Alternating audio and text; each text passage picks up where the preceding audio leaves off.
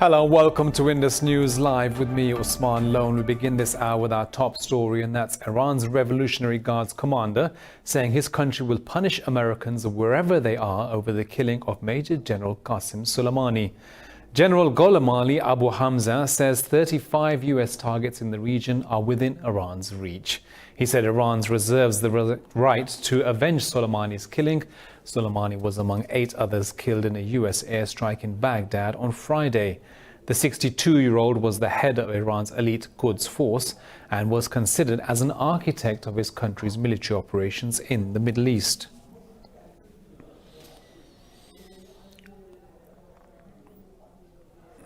Meanwhile, US President Donald Trump says he ordered the killing of Qasem Soleimani to stop a war, not to start a new one.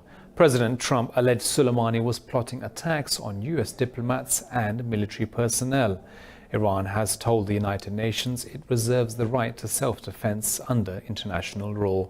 Indus News has this report. Tensions in the Middle East have remained high, but the U.S. killing of Qasem Soleimani has tightened them even further. Speaking to his supporters in Miami, President Trump said Washington is not interested in regime change in Tehran, but will never hesitate to defend the American people. He was plotting attacks against Americans, but now we've ensured that his atrocities have been stopped for good. They are stopped for good. I don't know if you know what was happening, but he was planning a very major attack, and we got him.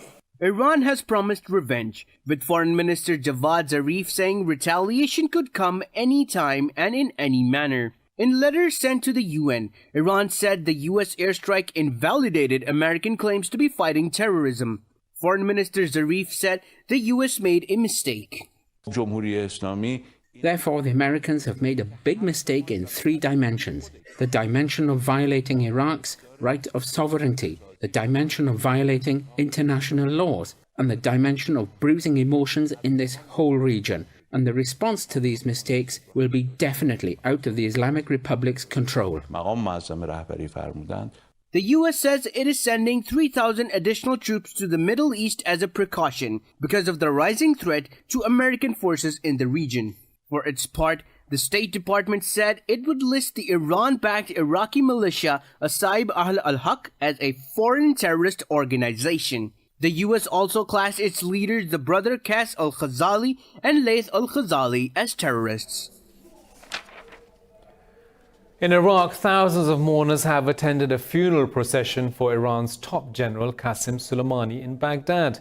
Iraq's caretaker Prime Minister Adel Abdul Mahdi also attended the procession. Soleimani's body will be returned to Iran for burial in his hometown Kermain on Tuesday. Meanwhile, Iran's President Hassan Rouhani visited the family of the slain commander. Rouhani said the US made a strategic mistake by killing Soleimani. He said difficult times are awaiting the US.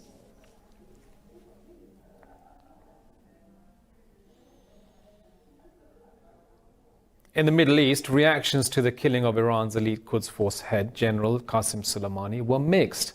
With governments urging restraint, the 2 major powers, Saudi Arabia and the UAE, called for de-escalating the situation, while US ally Israel backed the move. Saudi Arabia called on the international community to fulfill its responsibilities to take necessary measures to ensure regional security and stability. The UAE urged wisdom and political solutions above confrontation and escalation. Qatar warned of the continuation of escalation in Iraq, saying that could lead to unfortunate results. Bahrain and Egypt called for de-escalation and containing the situation. But Israel said it stands with the US in its struggle for peace, security and self-defense.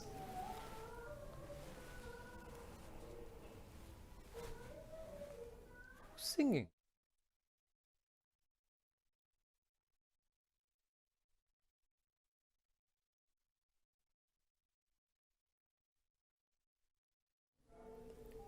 Six people have been killed in a fresh air raid targeting a commander of the Hashd al-Shabi militia in Baghdad.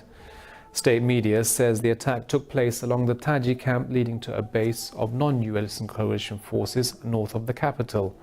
Al-Shabi said the raid targeted a convoy of the group's medics and not the senior leader. Police said many people have been killed and wounded without providing any specific details. The US-led coalition and Iraqi military have denied conducting the airstrike. The raid comes a day after an American airstrike killed the senior Iranian commander, Major General Qasem Soleimani.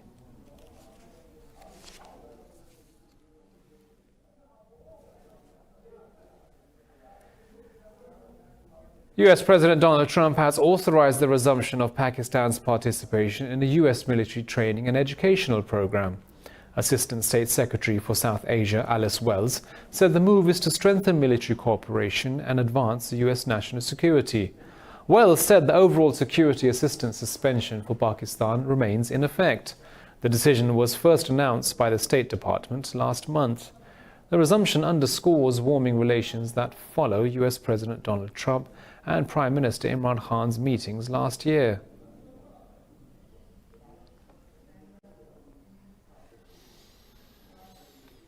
Pakistan's Prime Minister Imran Khan says Indian police brutality has reached a new low. In a tweet, Prime Minister Khan said Indian Prime Minister Narendra Modi's government is working on Muslim ethnic cleansing's agenda. In the Indian state of Uttar Pradesh, police put a Muslim man on protesters' list even though he died 6 years ago. Tens of thousands of people have been protesting across India against the citizenship law, which is discriminatory to Muslims. 27 people have been killed in the protests so far, and hundreds more have been injured in clashes with police.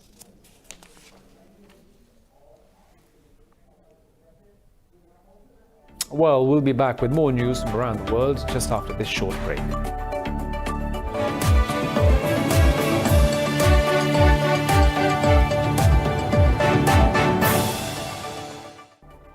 Hello again and welcome back. Now, the United Nations has called for an immediate ceasefire in Libya and urged the combatants to return to political dialogue. In a statement, the Secretary-General Antonio Guterres said any foreign support to the warring parties will only deepen the conflict. Guterres repeated using restraint is essential to create an environment favourable to ending hostilities. The statement comes after Turkey's parliament agreed to send troops to Libya to support the government of national accord. In the meantime, the GNA said it no longer trusts the UN support mission in Tripoli.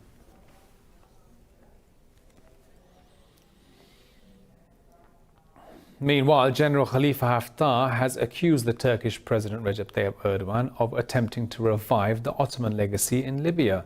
In a televised address, Haftar said his forces accept the challenge of Turkish military intervention. Haftar called on Libyans to unite and take up arms against Erdogan, who he called a colonizer. The Eastern commander said the Libyan National Army victory in Tripoli is almost within his reach. He said the battle will now become a war in the face of Turkey.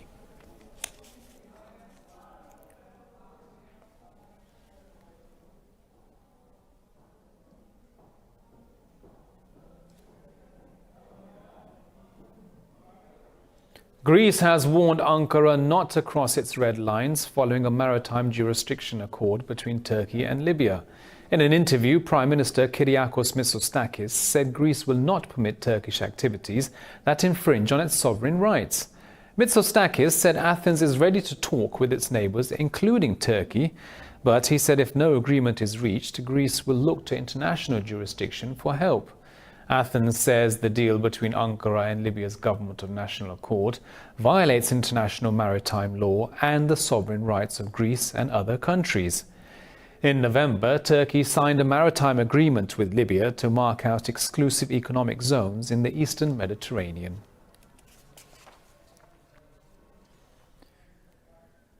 In Sudan, a global peacekeeping mission says violence in the West Darfur region over the past week has killed at least 65 people and wounded 50 others.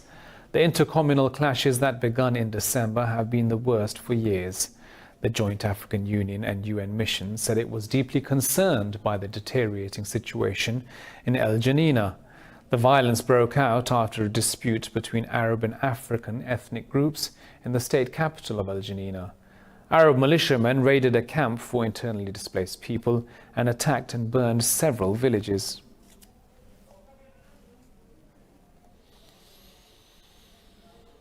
In Indonesia, the death toll from floods has risen to 53 after torrential rains caused landslides in the capital, Jakarta.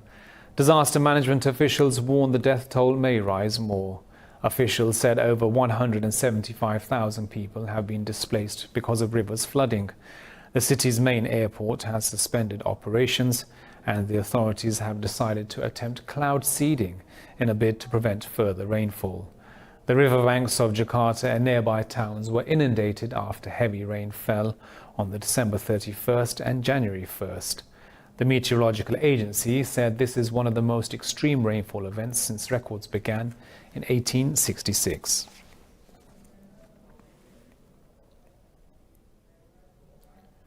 Well, we'll be back with more news right after this short break.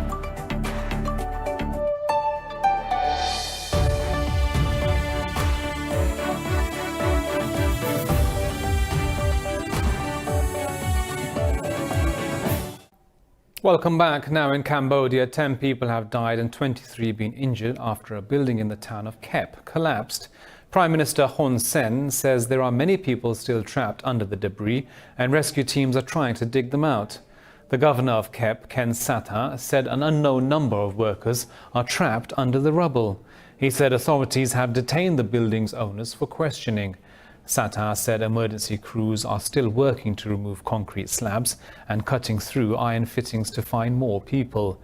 Cambodia is going through a construction boom to serve growing crowds of tourists and investors.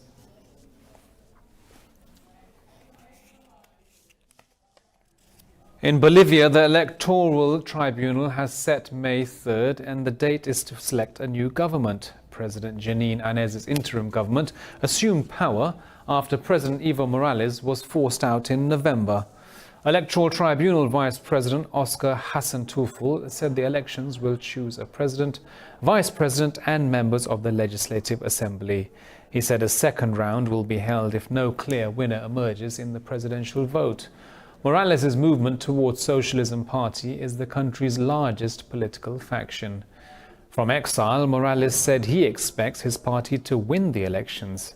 The overthrown president stepped down after a wave of protest accused him of rigging elections in October. In Australia, 2 more people have died on Kangaroo Island due to bushfires raging across the country. The government has called up over 3,000 military reserves to tackle the relentless crisis. Officials have also called a third naval ship equipped for disaster and humanitarian relief, as thousands have been forced to flee their homes. Bushfires on Australia's east coast have fueled catastrophic conditions. Temperatures soared above 40 degrees Celsius and gale-force winds fanned hundreds of fires. Firefighters are battling to save lives and homes. The death toll from the fierce bushfires has risen to 23, with 21 people still missing.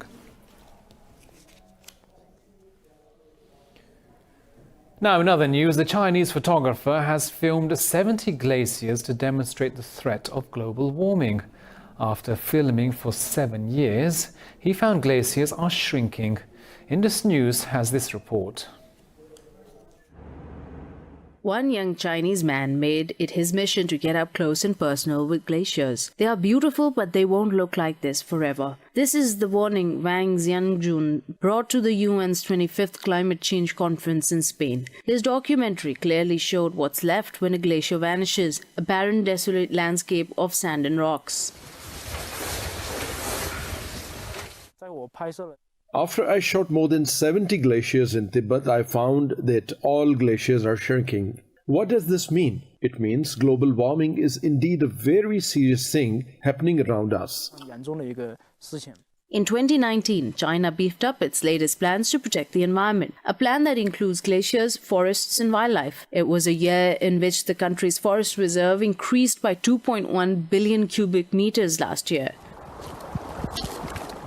China's firm determination and commitment to ecology protection has given everyone the dignity. Protecting the glaciers and protecting the homeland is no longer a slogan, but something that everyone can strive to do through practical actions. Wang says we can all limit global warming by taking practical action. In China, swimming enthusiasts are enjoying the minus 18 degrees Celsius freezing water of Harbin. Elsewhere in the frigid northeastern city, preparations are in progress for the 36th Annual International Ice Festival. More about the cold celebrations in this report. To experience the fairy tale-like ice world, tourists from across the country are expected to flock to Harbin. Swimmers are warming up for the coming competitions as they enjoy what they say is one of their favorite seasonal pastimes.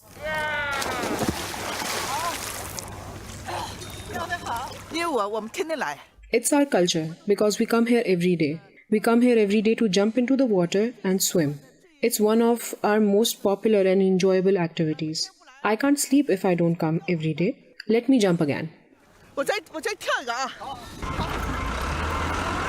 Workers are putting the final touches to giant snow sculptures built with blocks of ice collected in early December from the Sanghua River. The festival will feature events such as an ice sculpture competition and winter swimming races. Winter swimming is good for the body. We need to practice it scientifically. When it's cold, the blood vessel will shrink. Then when it's warm, it expands. Isn't this a blood vessel massage? One of China's coldest cities, Harbin, is located on the edge of Siberia, with winter temperatures frequently dropping below minus 35 degrees Celsius.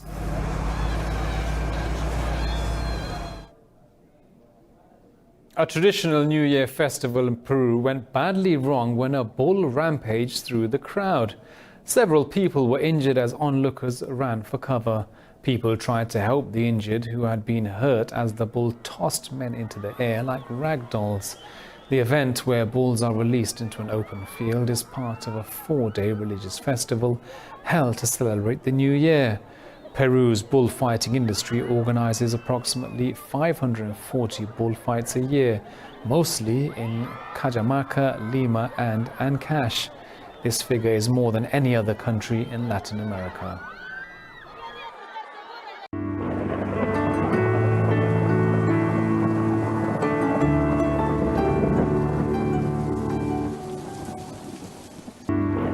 Well, it's 15 degrees here in Lahore, but let's take a look at the weather around the world.